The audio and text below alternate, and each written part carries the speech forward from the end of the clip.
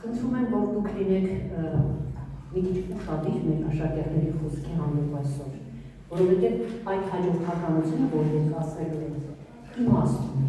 Ուղղակի հայցում ենք ձեր ուշադրությունը եւ ներողամտությունը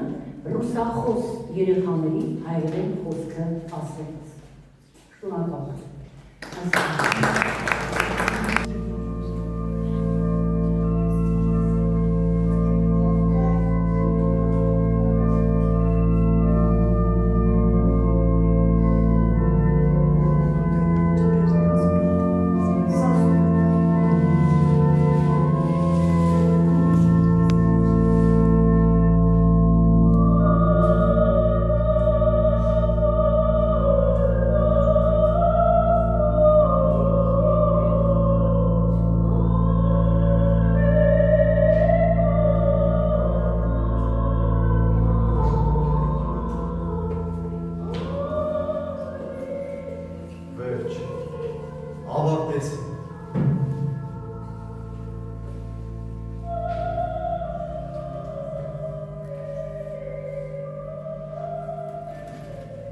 Սա իմ կյանքի ամենամեծ, ամենաիմաստուն բանն է, որ ես իմ կյանքում արեցի։ Այո, մենք փոքրացու ենք և թվով սահմանափակ, որոշ անգամ օտարի կողմից նվաճված, բայց մեր աշխարհում էլ շատ սխրագործություններ կան, որի մասին մենք պետք է շարադրենք։ Շնորհակալ եմ հայտնում Բարձրյալին, որ ինձ ուժ և իմաստություն տվեց, որ այս գիրքը շարադրեմ։ Արժանահավատ է այն ամենը, ինչ գրված է իմ հայոց պատմության մեջ։ Ես իմ ողջ կյանքը նվիրեցի մեր անցյալին, որպեսզի այն ամենը հավաքեմ այս գրքի մեջ։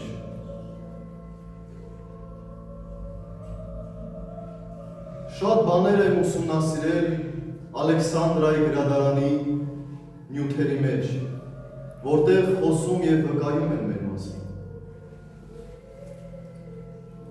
Շատ բան համեմատել եմ Սուրբ գրքի հետ, մասնակցել եմ Աստվածաշնչի թարգմանությանը։ Սիրելիներ, մի փոքր խրատ եմ ուզում տալ ձեզ։ Հիշեք ձեր պատմությունը, պահեք դա ձեր սրտերի մեջ, փոխանցեք սերունդից սերունդ, որպեսզի հավերժ ապրի մեր ժողովուրդն ու մեր երկիրը։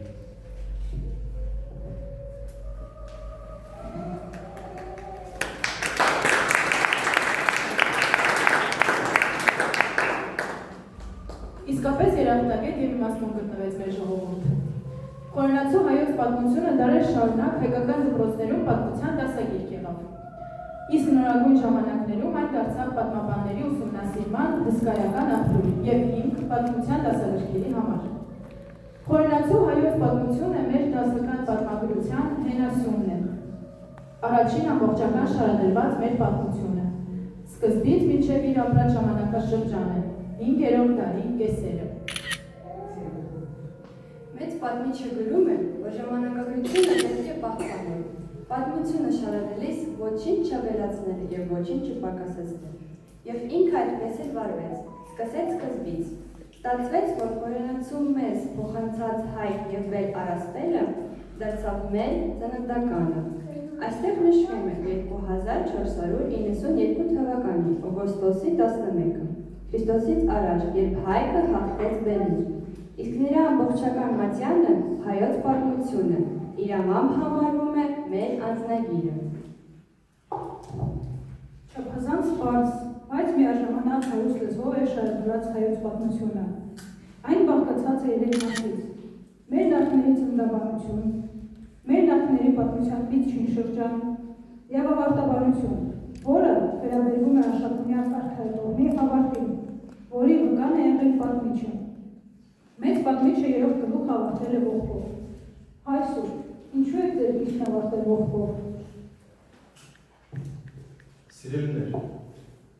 միթե պետականության համար, պետականության անկումից ավելի մեծ աղետ կա ազգի համար։ Կարդացեք ողբը և կհասկանաք, թե ինչու կորցրեցինք աշխատունյաց պետությունը։ Պետականության անկումից առաջ անկում են ապրում բերքերը։ Ոչ թագավորը, ոչ պաշտոնյան, ոչ իշխանը, ոչ քահանան ու վարդապետը իրենց տեղում չեն։ Եվ այդպես էլ լինելու է, մինչև հայոց ժողովուրդը չգա իր ինքնագիտակցության և ինքնամաքրման, բայց ես հավատում եմ մեր ազգի ապագային։ Աչքի լույսի պես պահեք մեր պետությունը, պահեք նա ձեր սրտերում։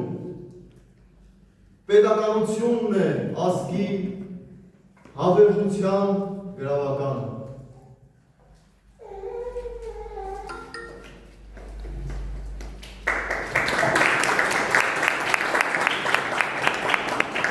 Խորենացու հայոց պատմություն մատյանի արժեքը շատ բարձր է, ոչ միայն այն բանի համար, որ այն մեր ծագումնաբանությունն է ներկայացնում և մեր վաղ շրջանի պատմական գեղեցկությունը, այլ նաև այն բանի համար, որ սերունդներին հաղորդում է, որ մենք գալիս ենք հավերժից, որ մեր ազգը պատահականություն չէ, որ մենք ամենաառաջին ստեղծագործություններից ենք, որ դրվեցինք հատուկ մեզ համար գծագրված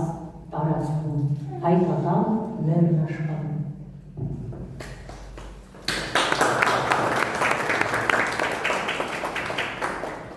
Աստվածաշունչ Մատյանում ասվում է, որ Աստված դրախտի այգին ստեղծեց այնտեղ, որտեղից սկիզբ էին առնում Եվրատ, Տիգրիս, Գիհոն և Փյուսոն գետերը։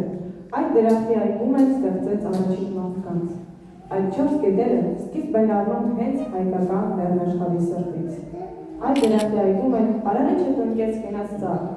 և բալու ու չարի իմացության, այսինքն իմաստության ծառը։ Աստվածաշունչ Մատյանում ասում է նաև, որ համաշխարհային ջրհեղեղից հետո Նոյն Նահապետի տապանը կանգնեց Արարատ լեռան վրա։ Նոյ և իր սերունդները հաստատվեցին հայկական լեռնաշխարհում։ Այսպիսով Հայաստանը նաև մարդկության վերածնունդի երկիրն է։ Հին Արևելքի հնագույն ժողովուրդների դիցաբանության և գրավոր տարբեր սկզբնագրերում ուշագրավ տեղեկություններ են պահպանվել մեր երկրի ու ժողովրդի մասին։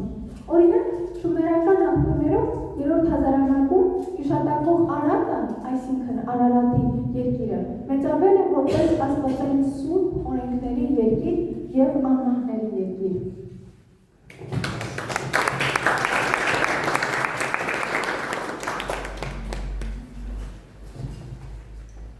Քրիստոսից առաջ 3-րդ դարում գրի առված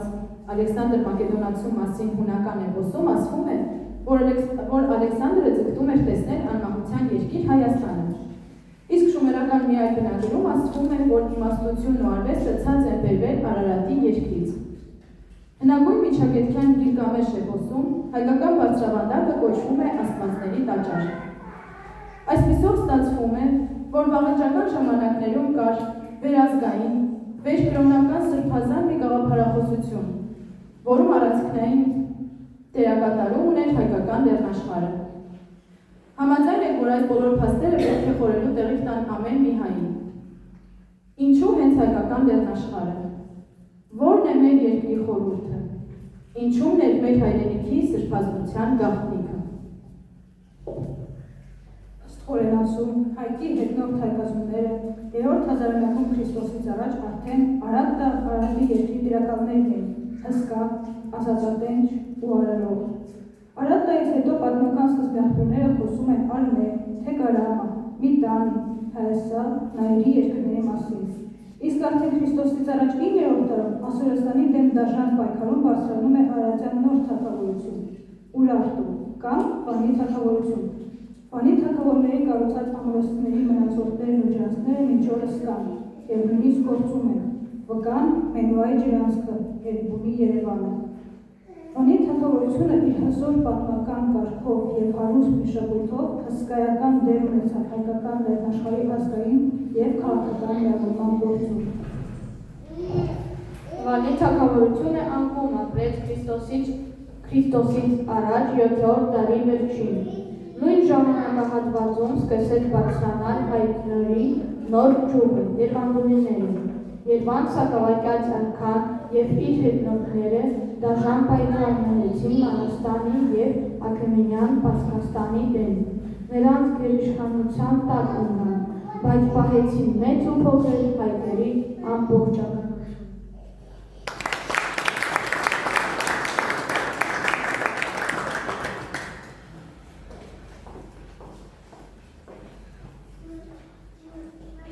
Քրիստոսից առաջ 2-րդ դարի սկզբին հայոց գահի վրա երվանդունիներին հաջորդեցին Արտաշեսյանները։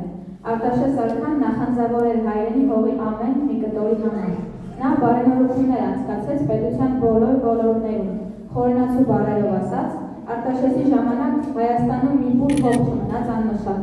Իզուր չէր, որ ժողովուրդը նրան բարեպաշտպանում տվեց։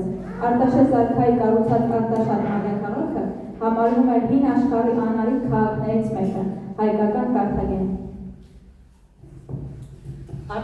Արտաշեսյան արքայատողից էր Տիգրան Մեծը, որի սխրանքը դարերը չկարողացան նսեմացնել։ Մեծ հայքի 300,000 քառակուսի կիլոմետր տարածքը նա դարձրեց 3 միլիոն։ Հայաստանը կայսրության փառավոր ժամանակներ ապրեց։ Ավանդությունը պատմում է, որ մի հույն իմաստուն, որն ապրում էր Տիգրանի պալատում, մի օր հարց է տալիս նրան. «Արքայից արքա, հայկական նժույգների խրփնջյունները քո փառքն ավելի հեռուն տարան, քան Մասիսի կատարից բացվող հորիզոնները։ Աստվածները բարեհաճ եղան քո հանդեպ, և այս աշխարհում դու հասար ամեն ինչի, ինչ կուզեիր, որ հավերժեր քեզանից հետո։ Քո աշխարհացունց հաղթությունների փառաբանությունն ու աստվածների բարյացակամությունը, թե գանձալեցուն քո ամրոցները։ Սիրելի Մետրոդորոս, պատասխանում է արքան, այդ ամենի փոխարեն կուզեի, որ ինձանից հետո հավերժեր իմ հայքը։ 1 թվականին Արտաշեսյան արքայատողը անդատվեց, սակայն Հայաստանը պահպանեց իր ռազմավարական մեծ նշանակությունը տարածաշրջանում։ Հենց այդ պատճառով է Հռոմի և Պարքեստանի միջև սկսվեց կեսդարյա պայքար հայոց գահի համար։ Հայ վերնախավի օգնությամբ հաղթեցին պարթևները։ 66 թվականին հայոց գահին հաստատվեց Տրդատ առաջի արշակունին։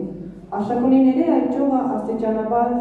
հայացավ հայ օրենքների հետ ամուսնանալու և գահը ժառանգական դարձնելու շնորհիվ։ Դրամատիկ ու հակասական իրադարձություններով հարուստ շրջան եղավ Արշակունյաց շրջանը, փառավոր հաղթանակներ, դավաճանություններ ու պատիժներ, քրիստոնեության ընդունման, Հայաստանի բաժանման և հայոց գրերի ստեղծման դարաշրջան։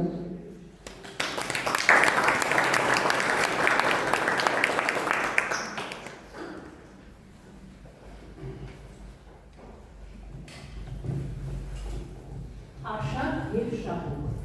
ըստ Փաստոս Բուզանյանի, 5-րդ դարի պատմիչ։ 368 թվական Հայաստան, Արտաշատ, Արշակունիների թագավորական պալատ։ Հայոց Արշակ թագավորը և իր սիրելի վասալ Պամեկոնյան սպարապետը քննարկում էին երկրի համար շատ կարևոր հարցեր, երբ Պարսկաստանից սուրհանդակ եկավ։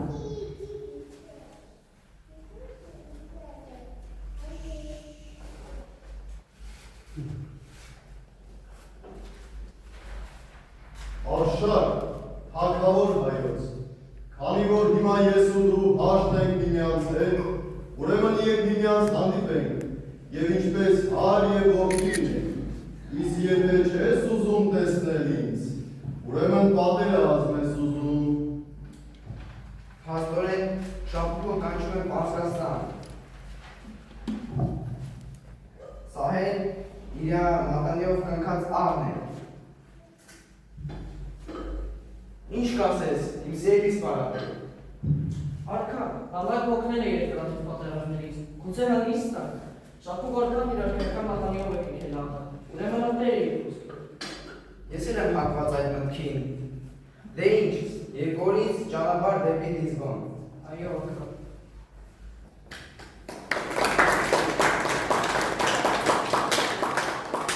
Պարսկաստան, Լիզբոն, Շապուկ արքայի պալատ։ Շապուկ արքան նախորդ կանչել էր իր երկրի բոլոր հայտնի կախարդներին ու հմայողներին և հարցրել, թե ինչպես ստուգի հայոց Արշակ թագավորի անկեղծությունը։ Արդյոք Արշակը հնազանդ կմնայինեք, եթե Հայաստան վերադառնա։ Կախարդները Շապուկին խորհուրդ էին տվել Հայաստանից հող և ջուր բերել և փռել սրահի մի անկյունում և այդպես ստուգել հայոց թագավորին։ Որոշված օրը Շապուկը ջերմորեն ընդունում է հայոց թագավորին։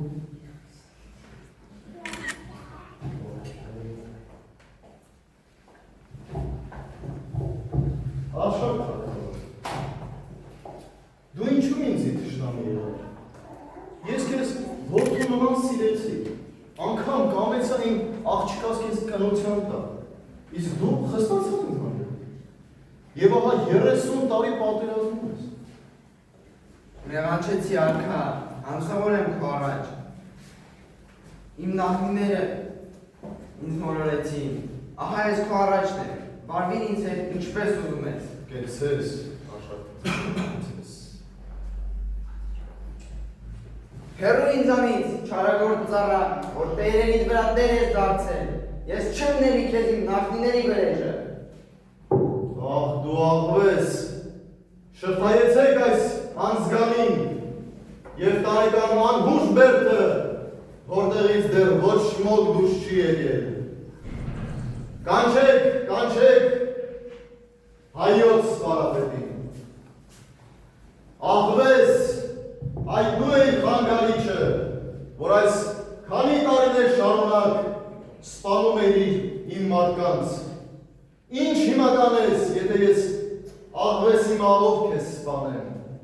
Այժմ դու իսկ փոքրամարմին տեսնելով իմ մեծության չափն զգացիր,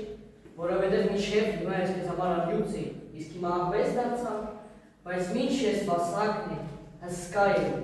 մի ոտքս մի լեռան վրա, մյուս ոտքս մեկ այլ լեռան վրա, երբ աջ ոտքիս վրա եմ ենվում, աջ լեռն է գետին մտնում, երբ ձախ ոտքիս վրա եմ ենվում, ձախ լեռն է գետին մտնում։ Դե ասա տեսնենք այդ ինչ լեռներ էին, որ դու ոտքով գետին էիր մտցնում։ Երկու լեռներից մեկը դու էիր, մյուսը մնաց թագավորը, խաբրությամբ կանչել ես, քո խոսքն անարգել ես, քո ձեռքերում եք, վարվի ինչպես ուզում ես։ Ախ, դու աղվես, մորթազերծ արեք այս անզգանին և դրեք իր սիրելի թագավորի առջև։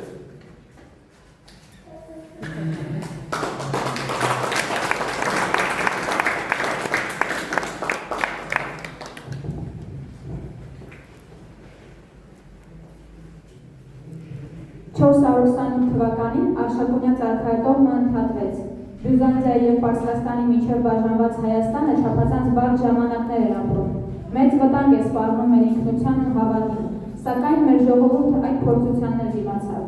Նորաստեղծ Այբուբենը ոչ միայն հզոր զենք դարձավ ձուլման վտանգի դեմ, այլ հիմք հայոց ոսկեդարյան մշակույթի ստեղծման համար, հիմք դրեց հայ պատմագրությանը, գրականությանը, բնագիտությանը, փիլիսոփայությանը ու թարգմանչությանը։ 5 և 6-րդ դարերը նաև հերոսական մակարոնների ժամանակներ էին, երբ պայքար էր մղվում նաև քրիստոնեական հավատքի պահպանման համար։ Այդ են վկայում Վարդանանց և Վահանանց ապստամբությունները։ 7-րդ դարի առաջին կեսին նոր արհավիք եկավ։ Արաբական խալիֆայությունը ծնկի բերեց Պարսկաստանի ապա Հյուզայիններին։ Հայաստանը հայտնվեց խալիֆայության կազմում և մնաց այնտեղ 2 տարի։ Ի պատիվ հայրենասեր ու հայրենատեր նախարարների ու ժողովրդի վերջին 100 տարիները եղել են բազում ապստամբությունների տարիներ արաբական լծի տեղ։ Պայքարող նախարարներից Բագրատունիներին հաջողվեց 885 թվականին նոր պետականության հիմք դնել։ Դարերով քայքայված տնտեսությունը, քաղաքները, շները վերականգնվեցին։ Հայ մշակույթը աննախադեպ վերացնունդ ապրեց։ Բազմաթիվ եկեղեցիներ, բանկեր ու դպրոցներ կառուցվեցին, որոնց մի մասը այսօր էլ կանգուն են։ Չքնաղ անի դարձավ Բագրատունիների թանկ ու պսակը, հարուստ տնտեսության ու մշակույթի ապացույցը։ Ավաղ այս շրջանն էլ ավարտվեց բազում պատճառներով, դրողված ու թուլացած Բագրատունյանց թագավորությունը 1045 թվականին ընկավ Հյուզայինցայի հարվածներից։ Բարեբախտաբար, պետականության գաղափարն այնքան խորն էր նստած հայ ժողովրդի մեջ, որ մեկ դար հետո Բագրատունյանց պետության ընկումից հայ ժողովրդի մի մասը իշխանների գլխավորությամբ պետություն հիմնեցին Միջերկրական ծովի հյուսիս-արևելյան ափի գտնվող Կիլիկիա երկրամասում։ Սիս կենտրոնով, չքնաղ բնությամբ, անմատչելի լեռներով ու ամրոցներով այս պետությունը հայկական էր իր բարքերով, լեզվով ու ավանդույթներով։ 1198 թվականին թագավորություն հռչակված Կիլիկիան ոսկե տարրերով գրեց իր պատմությունը։ Կիլիկիայի հայկական թագավորությունը ընկավ 1375 թվականին։ Եգիպտոսի Սուլթանյան անընդմեջ արշավանքների ու բազմաթիվ թուրքական ցեղերի հարձակումների պատճառով փակվեց հայոց միջնադարյան պատմության վերջին էջը։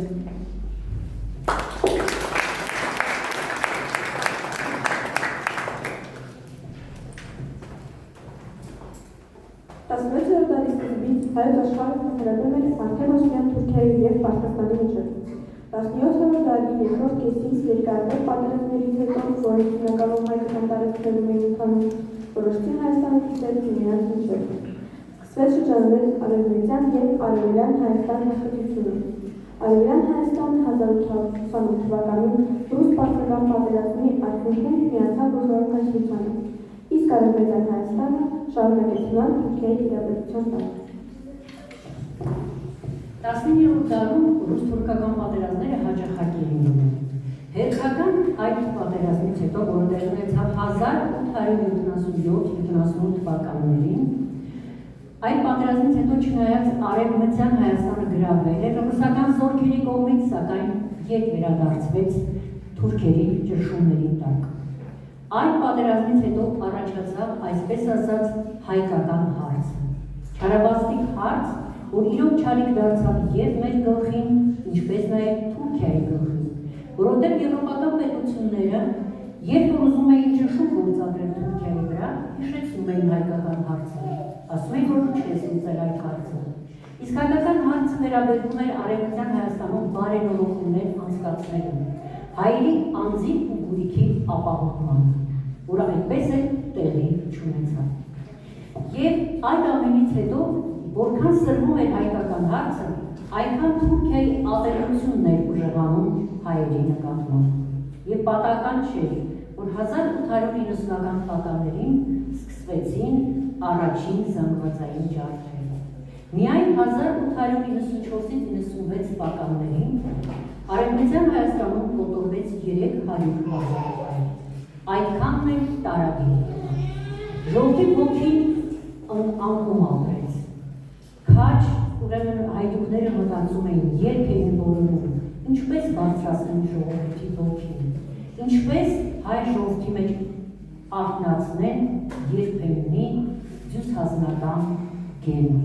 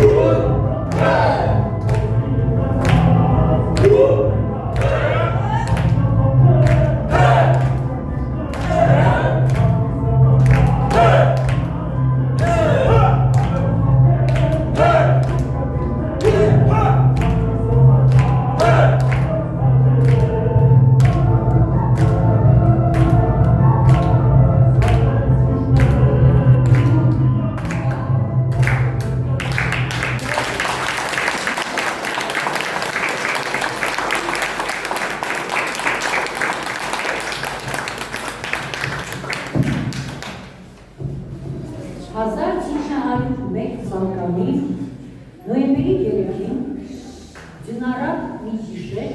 մի օր ավելի ճիշտ, հայտիկները շատ քիչ թվով,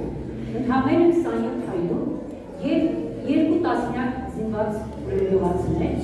Անդրանիկի և Վարդանի գլխավորությամբ որոշում են մի ցուցադրական քայլան։ Նրանք ամրանում են Մշո Սուրբ Արաքել բանկում։ Ամրացնում են վանքը, մի քանի կրակակետեր լինում և սպասում են թուրքերը։ Եվ թուրքերը չուշացան, 3 օր հետո 6000-ից բանակ շրջապատեց Արաքելոց վանքը։ Առաջին մեկ շաբաթ ընթացքում թուրքերը տվեցին 1000 զոհ, իսկ հայդուկները ընդամենը 1 վիրավոր։ Թուրքերը ստիպված էին ժամանակ շահելու համար բանակցություններ սկսել։ Վանք մտած թուրքական ներկայացուցիչների հետ բանակցություններ վարեց Անդրանիկը և պահանջեցին մի քանի քաղաքական պահանջներ դրեցին ավելի ճիշտ։ Այդ պահանջներից մեկն էր համենի գնդերը չեզոքացնել, որոնք պատոհաս էին դարձել հայ ժողովրդի տողերին,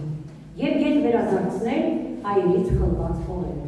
ինչպես նաև քաղաքական բանտարկյալներին ազատել բանտերից։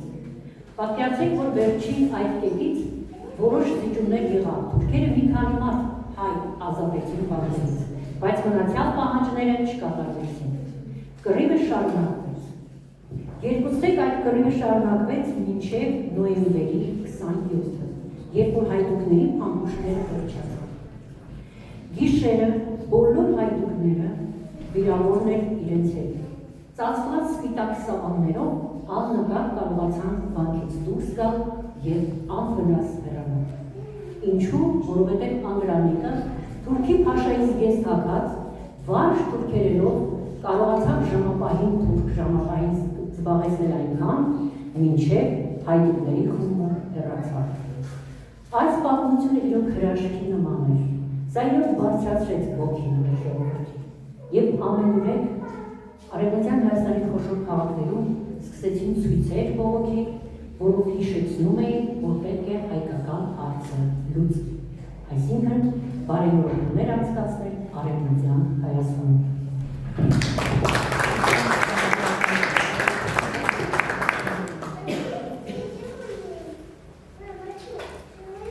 20-րդ դարի սկզբին ապստամբեցին Սասուն ու Զեյթունը, ամենուրեք բողոքներ, ցույցեր խոշոր քաղաքներում։ Վերջապես 1914 թվականին եվրոպական տերությունները որոշեցին անդրադառնալ հայկական հարցին։ Հայկական 7 վիլայետներից կազմվեցին 2 մեծ նահանգ, նշանակվեցին եվրոպացի նահանգապետներ, նրանք նոր էին անցել գործի, երբ սկսվեց առաջին աշխարհամարտը։ Թե ինչ եղավ առաջի աշխարհամարտի տարիներին, բոլորս գիտենք։ 1915 թվականը մնաց մեր հիշողության և մեր սրտերի մեջ, դա ամեն հայի ցավն ու կորուստն է։ Օգտվելով այն բանից, որ Ռուսաստանը դուրս է եկել պատերազմից, Թուրքիան խախտեց զինադադարը և շարժվեց դեպի Արևելյան Հայաստան։ 1918 թվականի մայիսն էր։ Ողջ Արևմտյան Հայաստանը հայթափված էր, իսկ Արևելյան Հայաստանը գաղթականներով լցված էր։ Մայիսի 20-ին թուրքերը արդեն գրավեցին Ալեքսանդրապոլը և մտան Արարատյան դաշտավայր։ Մեր ժողովուրդը կապտել թերևս իր հազարամյակների ամենաօրհասական վտանգի առաջ, լինելիության, կրության վտանգի առաջ։ Թուրքերը մայիսի 21-ին գրավեցին Սարդարապատը և շարժվեցին դեպի Էջմիածին ու Երևան։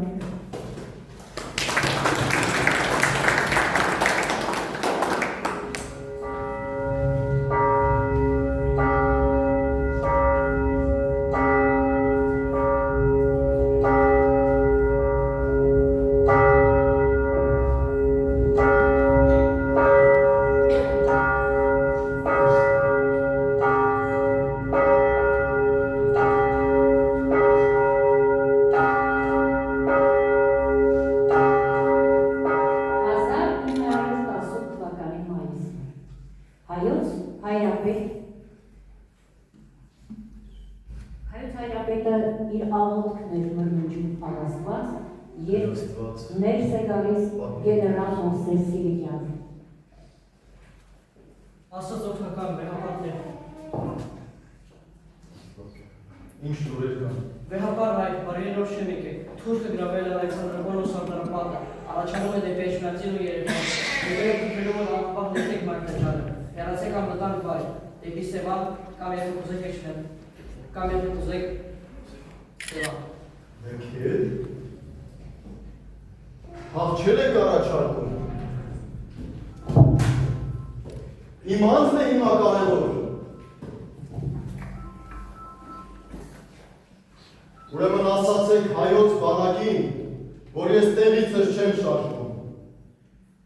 Ես չեմ թողնի Սուրբ Էջմիածինը։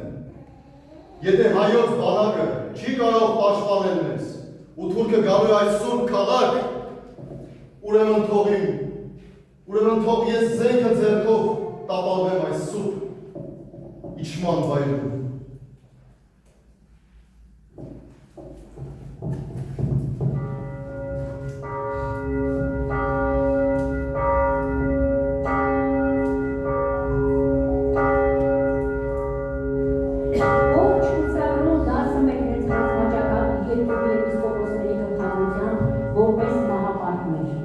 Գևորգյան Չեմարյանը դառնում է գլխավոր շտաբ, Վեհարանը ռազմական հոսպիտալ։ Հենց այստեղ է ծրագրվում է Սարդարապետի ճակատամարտ։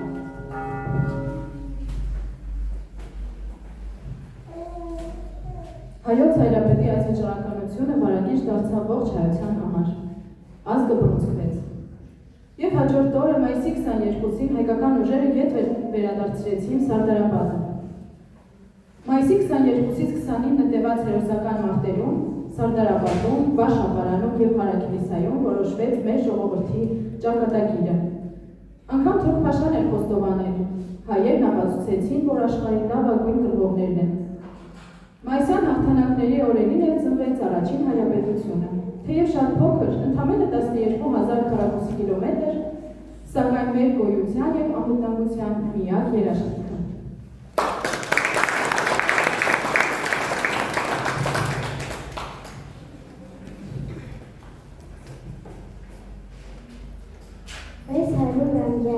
Դարձարից հետո արարատյան աշխարհում հայոց պետականություն նորից ծիլ տվեց ու շիվեր արձակեց, որովհետև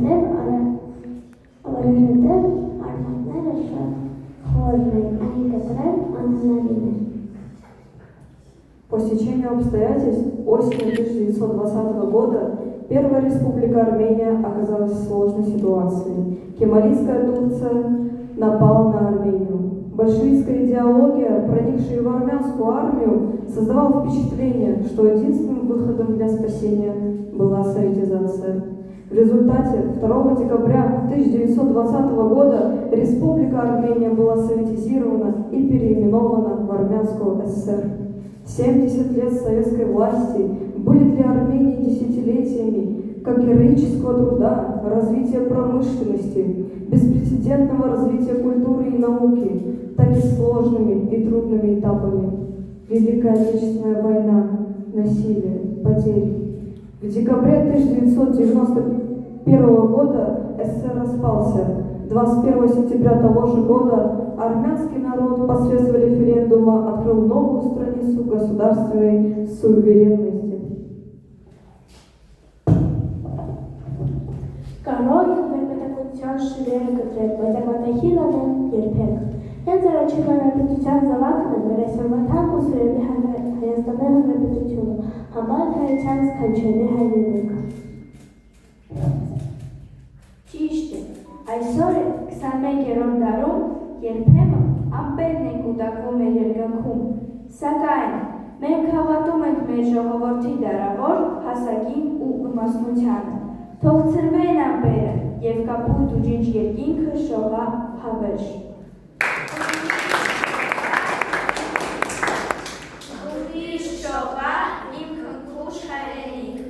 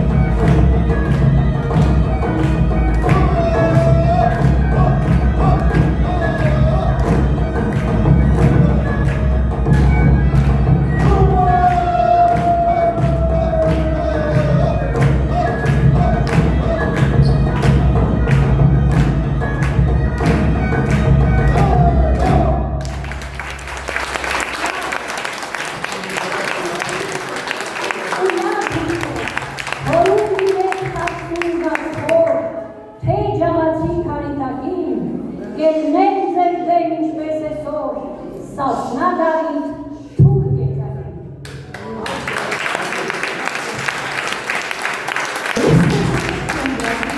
Таким манушак, это было невероятно. Даже мы не поняли, как это закончилось, не хотелось, чтобы это заканчивалось. Дорогая молодежь, можно я вас сюда попрошу, пожалуйста? Да, все участники, выйдите, спрятались там.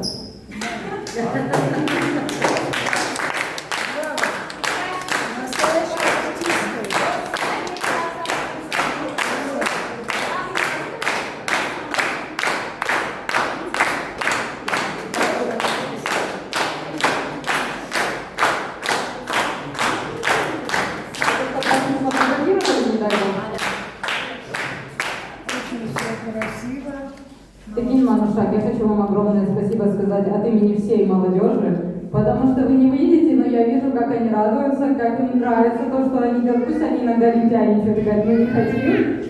Да. Но им это все нравится, и им это очень интересно. Спасибо вам большое, что вы в них воспитываете любовь к истории, что они ее изучают, знают.